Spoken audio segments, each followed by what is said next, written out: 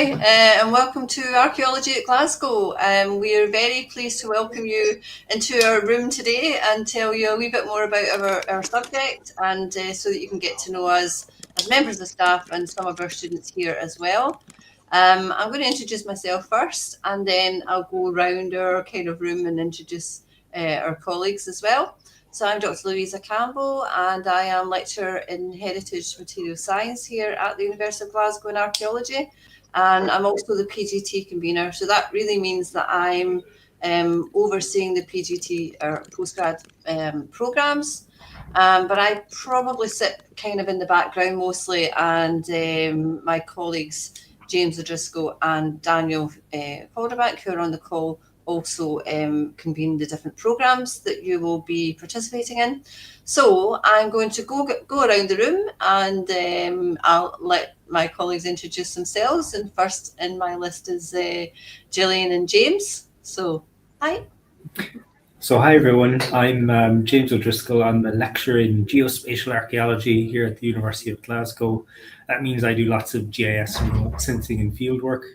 And I'm also the convener of the Archaeology MSc here. And that's a program where you have two core courses. You do your dissertation, you do a core course in research and professional skills, and then you have a choice of a whole range of different options that you can choose from depending on what you want to specialize in. And I'm here with Gillian, one of our MSc students in archaeology as well. Yeah, hi everybody. My name is Gillian Russell, and as James said, I am a PGT master's student in archaeology. Thanks, Gillian. Thanks, James. Amber, would you like to introduce yourself? You popped off for a moment there, but you're back. Sorry about that. My name's Amber. I'm a student for the Material Culture and Artefact Studies Master's Program. Hi everyone, I'm Daniel Calderbank, and I'm convener of Material Culture and Artefact Studies Program and lecturer in archaeology here at Glasgow, specialising in Mesopotamian archaeology and specifically in ceramics.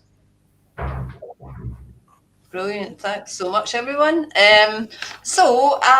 We don't have any comments as yet asking us really specific questions. So I thought what might be quite interesting is for us to get maybe an overview more of the programs that we actually offer, and then you're welcome to ask some questions of our lecturers, and our students are here to give us their kind of opinions as well. So I think it'd be really nice after we have that overview on what their experience is, because I'm sure that's something that everybody on the call is very interested in.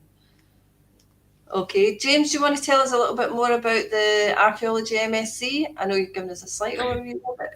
Yeah, so like I said, you do two core modules. Your dissertation, which is a big body of work that typically is completed around or undertaken around spring into the summer, where you do a 12 to 15,000 word dissertation, a big chunk of research.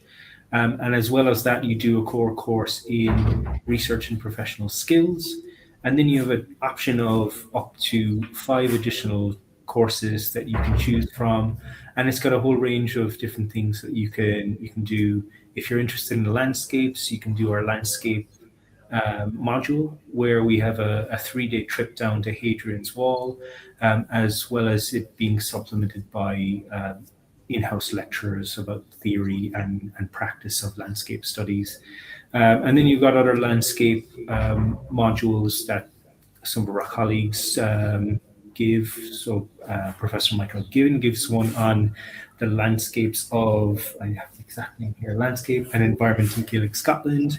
If you're interested in environmental studies, we have one of our colleagues, Professor Nikki Whitehouse, who does paleoenvironmental research and does a module on that.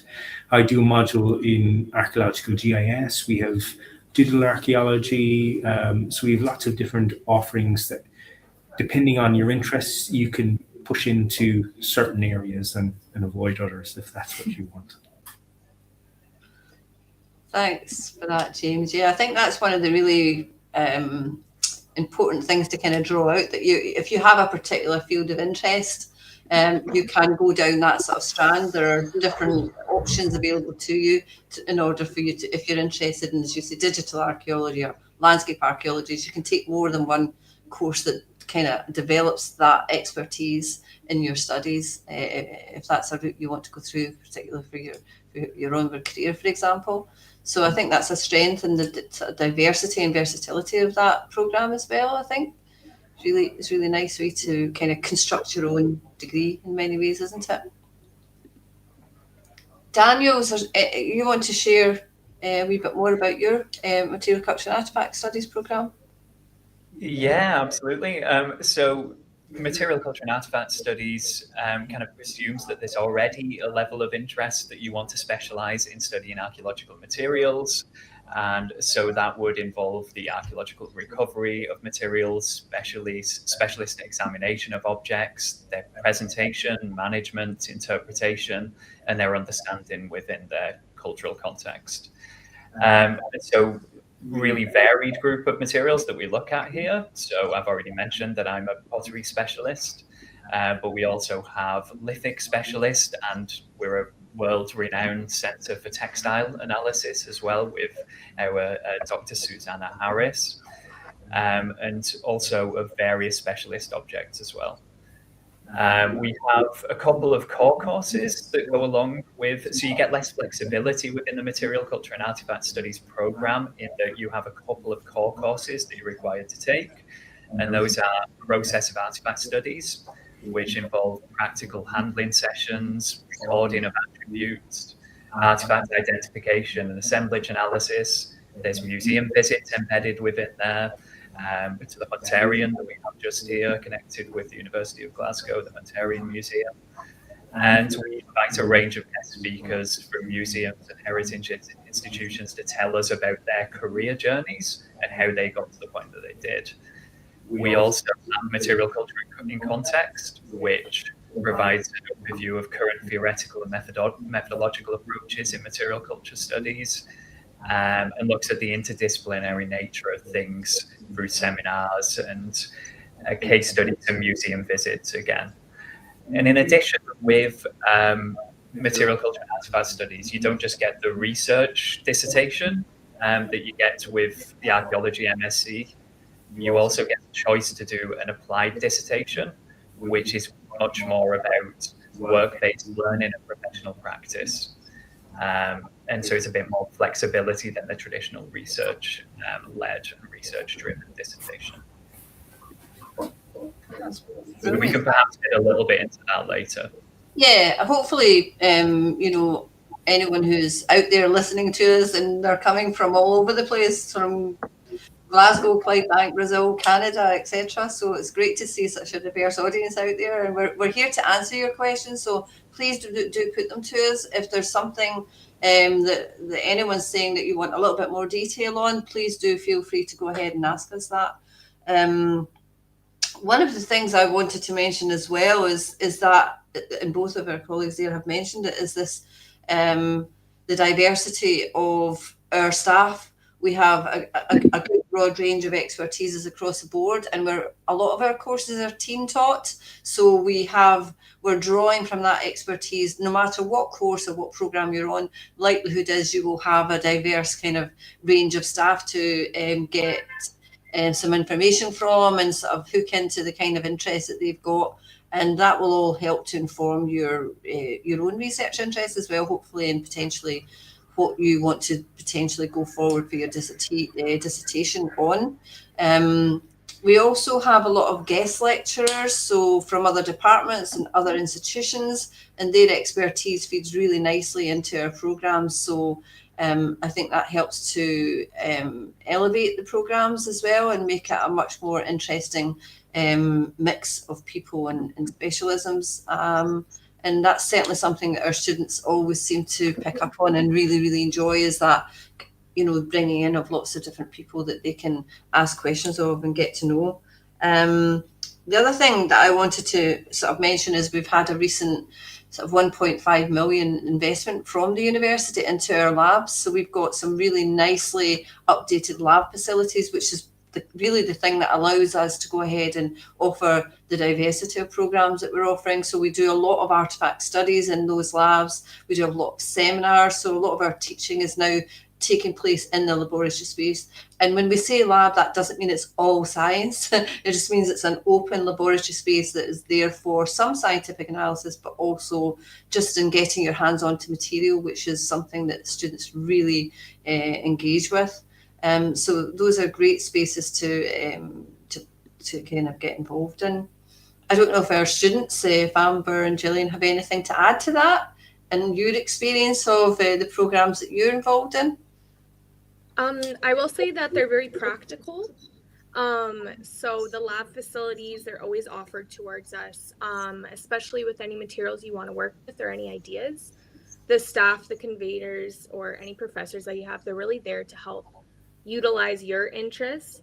They're there for you to get experience. So if you even want scientific methods or want to learn a bit more, the staff is there to help any questions or, yeah, it's quite nice. Yeah. Great, thanks, Amber. Gillian, have you got anything you maybe want to add to that? Yeah, sure. I think something that's really great about this program is kind of like the emphasis not only on developing research skills and taking different classes, but also getting hands-on skills. Like, for example, I was lucky enough to take Daniel's class, pottery skills, last semester, and I was just really enjoyed, like, I think it was the second class, we started like being able to handle different kinds of pottery and use different kinds of microscopes and learn how to draw pottery. And it was very like hands-on and skills-based. And James's GIS class, I feel like, is also kind of similar to that, where there will be a lecture in the first part of class, and then the second part will have a practical where we'll kind of get to follow along and try to get our maps to do something similar to what James is doing. But I really appreciate the opportunity for students not only to do classes and research, but actually getting to learn hands-on practical skills, which Amber was also kind of talking about. Yeah, I think those are really important points, and hopefully Amber will agree. She does my Heritage Material Science course as well. And a lot of our courses are sort of built like that, where because we are a hands-on type of subject area, we try as much as we possibly can to give students opportunities to get their hands into practical components of our work. So it's really important that we try and build that into our classes. And that's always the most popular part, I think, for all of our students who were able to do that. Yeah. So we're being asked what is available for the optional courses. Do you want to go into a little bit more detail, either of James or Daniel, maybe, on your own programs? Yeah, so we have a variety of different things on offer, and I have a list of them up here. At the moment, we have things like the GIS in Archaeology course that I run, which is focused, like Gillian said, on part lectures, part practical sessions, where you learn everything from how to turn on a GIS and how to save and how to make some basic maps, but then progress on into more technical areas like how we do spatial analysis, cluster analysis, viewshed analysis, and some of the more technical things. And then if you like digital archaeology, then we also have one of our colleagues, Dr. Gareth Beale, who does things like archaeology games and interactive media, which should be running again next year. Then you have other elements, if you like Daniel specializes in ceramics. If you like textile studies or other artifacts studies, there are plenty of options there. We also have environmental modules. We have Professor Nikki Whitehouse, who does environmental archaeology, plants, animals, and people. We also have things like period-specific studies, like Viking Age studies that one of our colleagues, Stephen Harrison, does. So there's a variety of different options there, depending on if you like period-specific things, if you like practical or methodological type things. And the options and the modularity of it all really helps you focus in on what your interest is. And I think that's really key, like Louisa says, because if you're doing something that you're forced to do and you're not enjoying it, it can be a tough 3 month slog to finish it. But if you're doing something you really enjoy, then you're going to do naturally much better in it, and you're going to enjoy it. You're going to meet people like Julian who have the same interests as you, and you build up that peer group and that network group that will hopefully be with you for the rest of your career. Yeah, and beyond, hopefully, as well. I think that's, as I say, the diversity in for example, that archaeology program is really key to our kind of successful, comments from students in application of students as well. So one of the things that's being asked is about battlefield archaeology. So in previous years, we were running an additional program to our MSc Archaeology and the Material Culture and Artefact Studies program. There was an additional program on conflict archaeology. One of the professors, as you rightly say, is now retiring, but that doesn't mean the subject area has retired as well. We do have other colleagues who, in particular Dr Ian Banks, who is still contributing conflict-based courses. So that is one of the strands. If you have an interest in conflict archaeology, you are still able to come and do your MSc in archaeology and go down that kind of strand of conflict. So you can take the courses that Dr Banks is offering. It's just that it will be part of that umbrella of the MSc in archaeology now. So it's still there, and you can still choose a couple of options from history colleagues and war games and war studies, etc. So there's still connections there, and you can still continue to do that as well. And Dan might want to say something about some of the other options that are available in the material culture and artefact studies specifically. James has mentioned a lot of the key courses that relate to the material culture and artifact studies program, but the important thing is that you do get that optionality beyond the main core courses, which I talked about at the start. You do get the option to mix and match and go down. You can go down the specialized material culture route by choosing things like pottery skills, heritage material science, cloth and clothing and textile analysis. Or you can choose to branch out a little bit and go beyond into things like more digital and creative spaces, like James mentioned with Dr.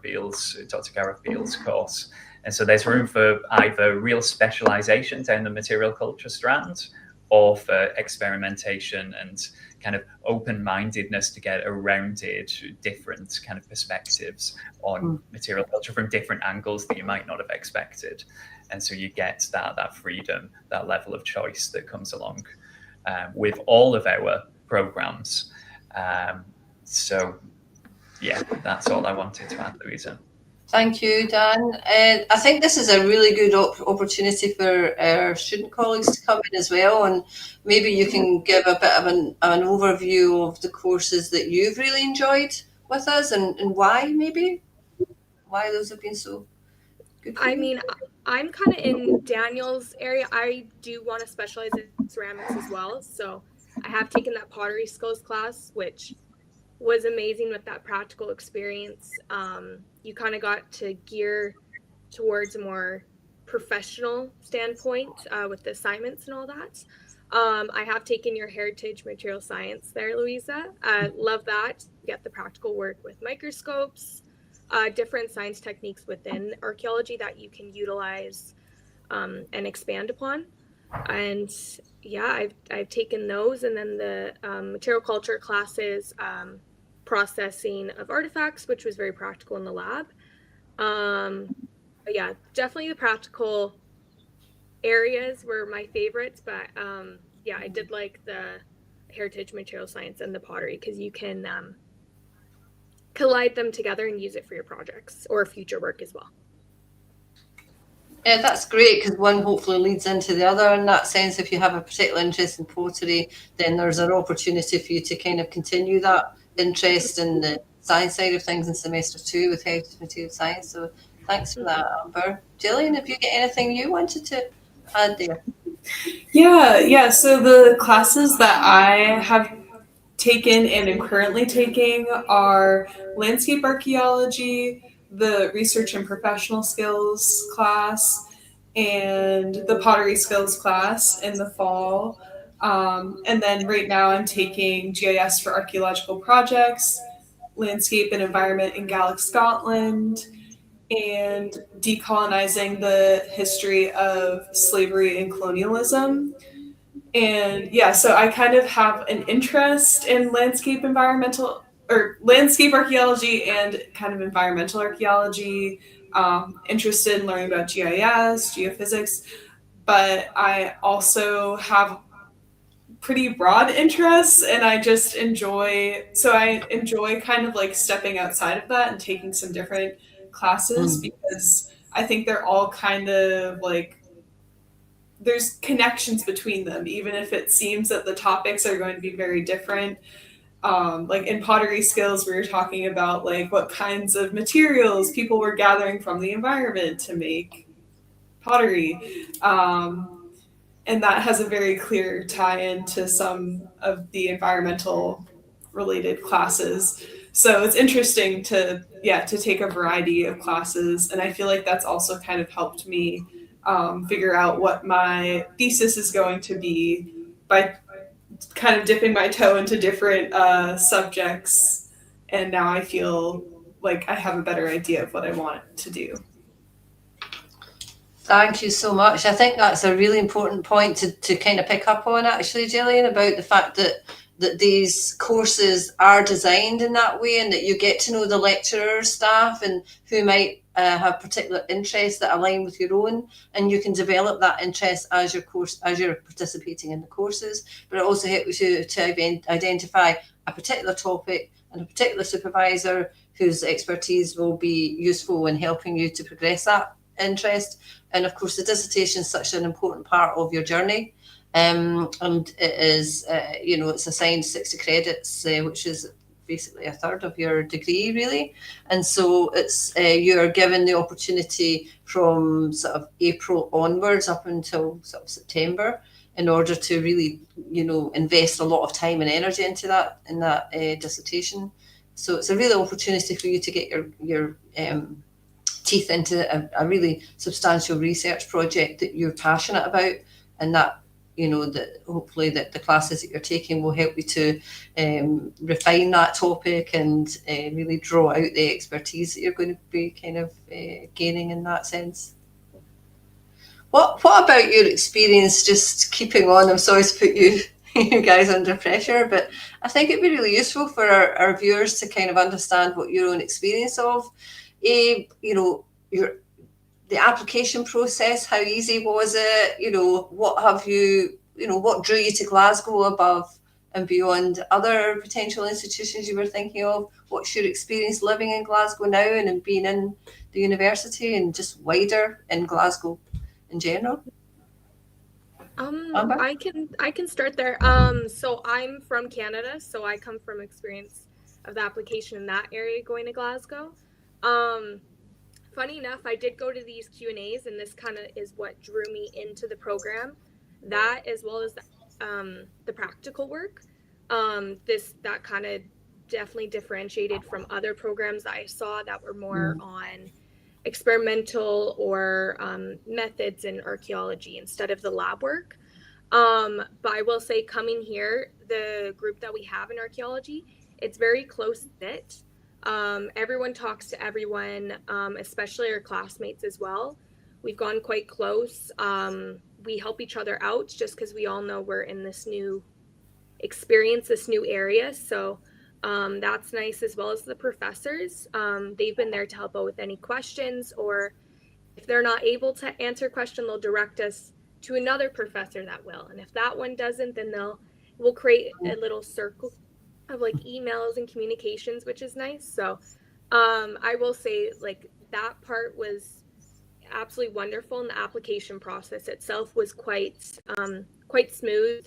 Questions were answered quite quickly, and then once you come here, it's it's really smooth sailing, very friendly, very welcoming atmosphere, which I very much loved. So That's great to hear. And as you all know, it's a great chance to meet new people from all over the world, really. We have a really diverse international community, as you know, and so it's nice to, these are hopefully friendships that you're making, not just for university, but beyond into life. Thanks, Amber. Gillian, do you have anything you want to share?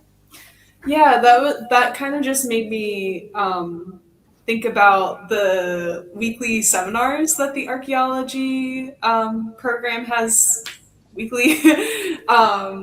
I really enjoy going to those and getting to see different people talk and present their research, and then usually afterwards, a group of us will usually go to like a nearby pub and just like hang out in like a more kind of informal setting, and it's a really nice way to get to hear what people are up to, and then also to kind of connect with different people in that kind of like less formal setting. And yeah, my experience applying to the University of Glasgow was pretty smooth.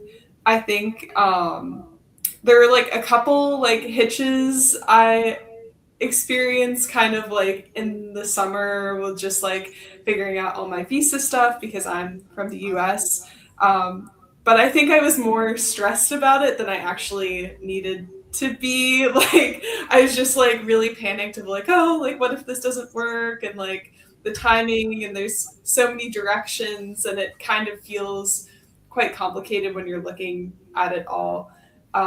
But I was able to get that taken care of. And yeah, I really enjoy living in Glasgow. I think it's a really great city, like great live music scene, lots of green space, and yeah, lots of things to do outside of university, which is really nice. And it even doesn't rain sometimes. Yeah. The sun is shining today. No, that's really great to hear. I'm really, really pleased to hear all that. And I'm certain our viewers will be just as happy to hear it. I mean, and we do have colleagues in admissions who will hopefully help you if you do have kind of worries over visa and processes and things. So I'm sure, you know, there's always a route to do that, and that you can contact them for this kind of information. One of the questions that's coming through, Louisa, another Louisa, is asking about favourite projects. Again, coming back to you guys, I'm sorry about that. I'm assuming she means from your perspective as students, what have been your favourite projects? I'm a bit biased because I do want to specialize in ceramics, so I'd probably say Daniel's ceramic project that we did, because it was almost like an entire semester long, and then at the end we created a portfolio of all of our work, so it kind of came together, and then that portfolio that we created could be utilized for a future career or like a CV if you need to show people what work you've done. So that was probably one of my favorite projects. And then just upcoming our dissertations topics that we've all chosen. I'm sure, as I'm sure Jill will say as well, that we're just looking forward to getting those started because we're passionate about it, and it's been kind of building up towards that. But those are probably one of my favorites as well.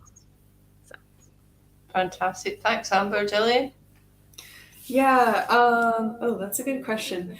I think I enjoyed some of the landscape archaeology projects from last semester. I enjoyed going on the field trip to the Scottish borders and Hadrian's Wall area and getting to check out a bunch of different landscapes. And one of the projects that we had was kind of writing about them, like different questions were asked about each place that we visited. So that was kind of like a fun way to like tie that experience together. And recently I just submitted a project for my decolonizing heritage class, which was kind of interesting. We were looking at a current museum studies project that's going on. We were kind of looking at it through a colonial lens and kind of critiquing it a little bit. So it was interesting to actually get to learn a little bit about a project that's happening right now, and also about the steps that we need to continue to take to continue decolonizing museums and just like the field of archaeology in general. That's great. And I think the kind of key message from me out of both of your answers there was the practicality of the application of these things, so that, you know, you are now able to think about, you know, in your project you mentioned there, the decolonising practices in museums, that we do have really good connections with our museum colleagues in lots of different institutions. And so museum studies and decolonising practices are a really key theme at the moment. And so you being able to progress that kind of understanding the policy behind all that and the practicalities of how these things came into being and the tensions that exist within it is really useful for you as an opportunity to understand different perspectives and write reports on that and understand it. And obviously the dissertation and also the portfolio of practice that you're getting from your pottery studies is, again, something that you can take forward to an employer and actually demonstrate really clearly that you've got these practical skills. So that's really great to hear. Someone is asking again about they'd love to hear about field trips. Are there any opportunities for field work? So this is something that we're building on at the moment. We are creating a sort of a suite of different field work and field trip opportunities for our students to be involved in. Generally speaking, these will probably happen towards the end of semester 2, because you're obviously so focused on your studies, and that's not to say there aren't any opportunities that arise in between that, but in general, field working opportunities will be more towards the springtime and summertime, where staff then have the time to go out and undertake their own research, and that's when our own field schools are taking place, for example. So that's something that we're building on just now. One of the things that's come up this week, in fact, is we have a level 2, so an undergraduate field trip to the island of Bute, and we have some spaces available on that. And so we're taking several of our PGT students along with us to that to make sure they get the opportunity to participate as well. And they're so looking forward. I was completely inundated with volunteers to come along on that trip, so they're really excited about that. It's a great trip. But I know that, for example, James, you've got some fieldwork opportunities coming up as well. I don't know if you want to say something about that, for example.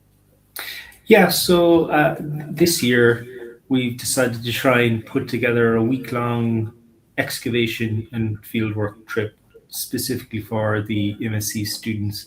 And Gillian's directly implicated in this because she's getting that information fed into her dissertation. And it's both to build your professional skills in terms of in-field excavation, recording, drawing, surveying, but also to help build the cohort and the community between all of you guys, so you get a nice tight-knit peer group. And as well as that, there will hopefully be some other opportunities during the summer. Some of the field schools that I'm running will hopefully have some spaces for MSc students. So that week-long MSc field trip will hopefully be something that will continue on every year, and there are other options there as well. So, yeah, that's great. And there's other opportunities coming up for work in the lab as well. And what, you know, opportunities for field work doesn't necessarily just mean being out on the field for survey and excavation, etc. Our work continues beyond that into the lab, which is where our material culture specialisms come into it as well. So there are opportunities that are currently being worked up into how we can involve our postgraduate students in that post-excavation and archiving, etc. processes that are all tied in and integral to our excavations. Dan, is there anything you want to add to that or give examples of maybe? Yeah, I'll add to it by talking more specifically about the applied dissertation pathway, which is embedded within the Material Culture and Artefact Studies program. So you get the opportunity to do the more traditional dissertation, or you get the opportunity to choose an applied dissertation. And if you choose to do an applied dissertation, that differs in that it prioritizes kind of work-based learning and professional practice through sustained engagement with specific assemblages of objects and artifacts. And so that can be based here internally within the department, focusing on one of our legacy projects or one of our ongoing excavations within the department, or it might be in association with another organisation or institution, such as Historic Environment Scotland. We've had placements with New Lanark, a World Heritage Site. We've had placements with Summerley Museum for Scottish Industrial Life. The student last year worked with the materials from what's called the Garrett locomotive, which was a steam engine built for South African railways during the apartheid, and then found its way back to Glasgow. So she was tasked with telling this story, breaking down some of these kind of colonial connections through the material culture from this amazing steam locomotive. And then she put on an exhibition at Summerley Museum. And so we've had a lot of these varied types of projects. Amber, we hope in this year, will be working with the Hunterian Museum, working with some objects from ancient Jericho, Bronze Age Jericho, to kind of catalogue these materials for the first time. They were donated to the Hunterian in the 1930s, 1950s, and for the first time, Amber's going to be hopefully working with these materials and like analysing the ceramics and writing a kind of typological, technological report for that. And so there's loads of exciting opportunities with museums here that we have connections with, and also within the department itself.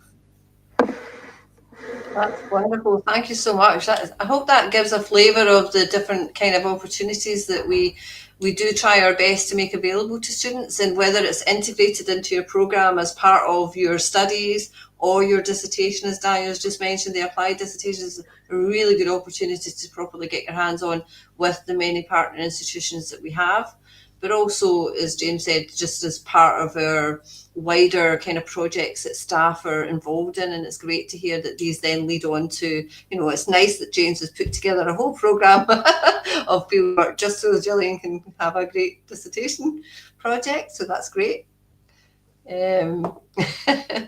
Louisa, again on our chat, is asking about other projects and other areas of studies, like ancient studies in Egypt. So we have really good connections with our classics colleagues, and one of the programs that they do is ancient. They look at ancient cultures, and one of the programs that Daniel's involved in with our colleague from classics, Dr. Angela MacDonald, is Being Human, where you look at, you might want to say something about that, but as well as that, we have 2 courses that we co-run with classics on ancient cultures. So one of them is on analysing texts across the ages, all the way from the pre-Egyptian period and beyond, and the other's about technology, different types of technology across that, different epochs and areas as well. But Daniel does some work with Angela on Being Human, which is a nice kind of cross chronological. Yeah. Being Human in Ancient Egypt and Mesopotamia, which kind of addresses a lot of what me and Angela consider to be long-standing issues with the study of ancient Egypt and Mesopotamia, is that it's very top-down, very urban-focused, and very focused on the elites in the past. And so we developed this course, this cross-cultural course, to understand the everyday human experience in the past. And so each week we talk about something like placemaking, or we talk about crafting, death and burial, these sorts of things that are uniquely human experiences, and how we can understand and unravel them in the archaeological record of both Egypt and Mesopotamia. Brilliant. Thanks for that, Dan. That's really, really useful. Yeah.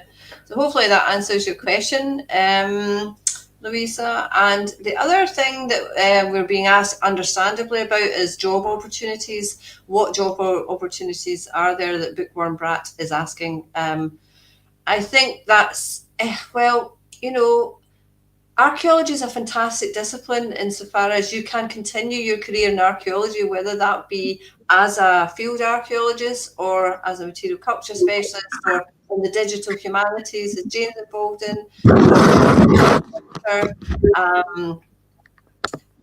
There are so many of our students that go on to other disciplines as well, either within the heritage sector or more broadly, because what you do get when you come out of archaeology is you have a unique set of transferable skills.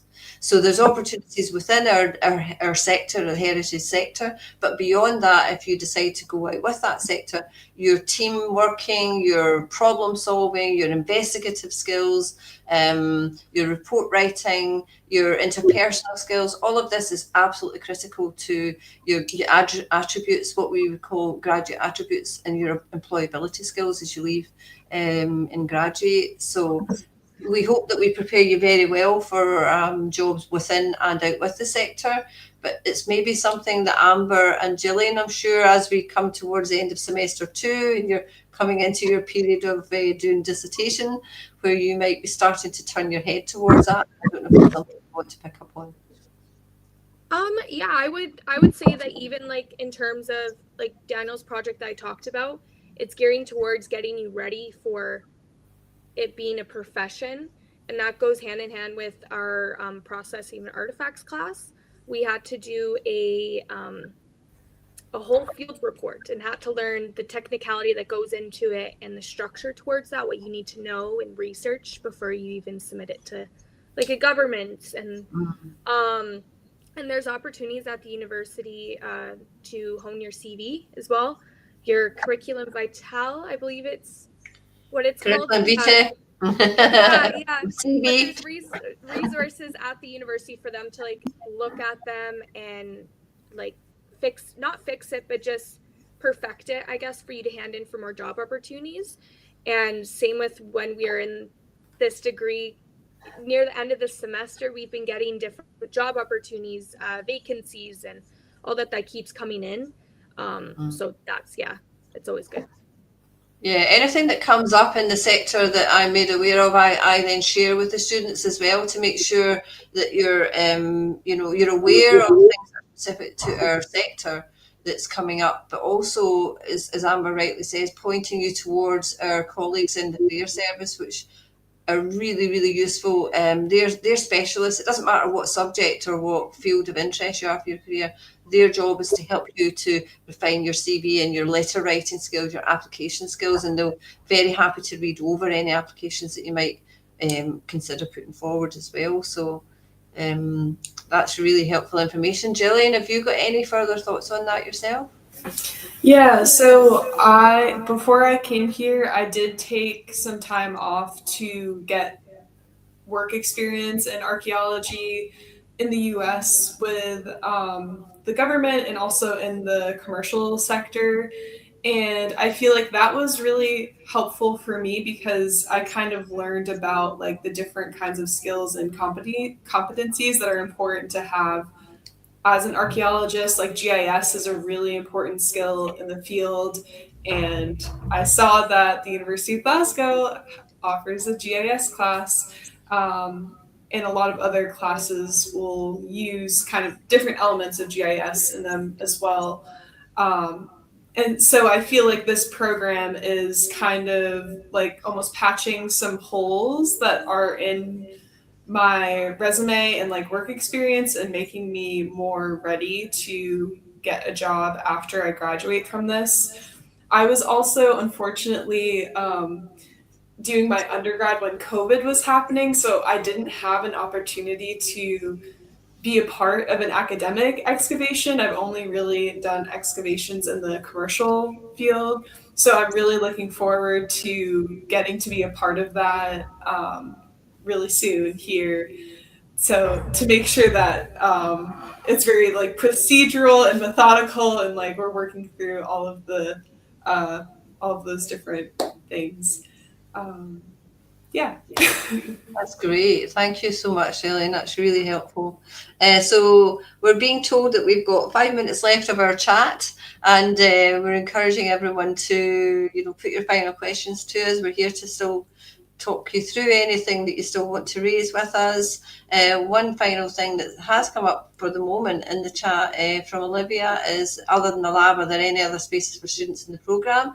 I'm not sure exactly what you mean. If you mean physical spaces, there certainly are physical spaces in the library and all around campus. We've got some fantastic study spaces in the next door building, James McEwan Smith's building, for example. Really lovely open spaces, but also closed areas where students can gather and undertake their own study, or in private spaces where you can take yourself away and do some work, but also group activities as well. And we really strongly encourage you to get to know your fellow students as well. As Amber said, you can, hopefully you're going to create kind of groups of people that you want to study with. Even if you're doing something different, it's nice to have other friends to kind of go about your work and do some reading groups and writing groups, for example, maybe. But yes, there are certainly spaces around campus for that. We have a computer lab here as well, which we encourage our PGT students to use. It doesn't get used that often at all for teaching, so we're very happy when it's not being used for formal teaching for students to go in there and take the space over and do your work in there as well together. So yeah, I hope that's what you were asking and the answer is okay, Olivia. Another question I think Louisa put in, but she's away now, is she was asking about Egyptian collections, and yes, there are some in the Hunterian that I know that come into play when we're doing some of the ancient cultures courses with our colleagues in Classics, because I'm involved in that, and I'm sure Daniel is aware of other collections that are able to be used as part of that as well. So yeah.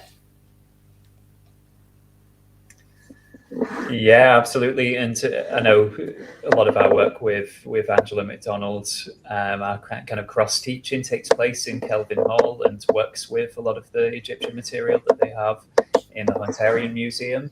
We had one student who did an independent study project, which is an option that's open to all students. They did an independent study project as one of their modules where they prepared an analysis of scarabs in the museum to prepare for a publication, and that was the output of their independent study project. So there's always opportunities to be working with those Egyptian collections, as well as the Roman and Cypriot materials and other periods areas of the world that are there in the Hunterian. Yeah, that's great. And again, we do have specifically for the Egyptian materials that Louisa is asking about. Yeah, certainly Angela is the expert in that material culture and hieroglyphics and everything as well. So yeah, there's opportunities there. I'm just checking. So I'm not sure. Kayani is asking about changing from an MSc from history to archaeology. I think that's something that maybe our admissions team could probably give you more specifics on. But certainly, if you're asking it as a general question, whether a history background will prepare you well for archaeology, then yes, certainly that is what we would consider to be a directly connected discipline. We work very, very well hand in hand, because of course you've got the historical sources in your history, and then from our perspective we look at the material evidence, whether that be standing remains, in an archaeological context that we're excavating, or material culture, or just trying to apply some of these methods and theories and understanding life ways and life experiences in the past. So there's a lot of crossover there, and Daniel mentioned specifically the being human there, for example, where there's recognition that a lot of historical sources are also kind of top heavy, if you like, and taking a top down approach. And so a lot of our work is trying to reverse that into looking at a bottom up almost, and getting a bit of equilibrium, understanding the participants of these historical and prehistoric kind of life ways in the past, regardless of where they are in any kind of society. So yeah, it works well. This is a long and short answer to that. Okay, I think we've probably answered the sort of main questions that were coming up. Yeah, if there's anything else that is very easy and quick to answer, we're very happy to do that.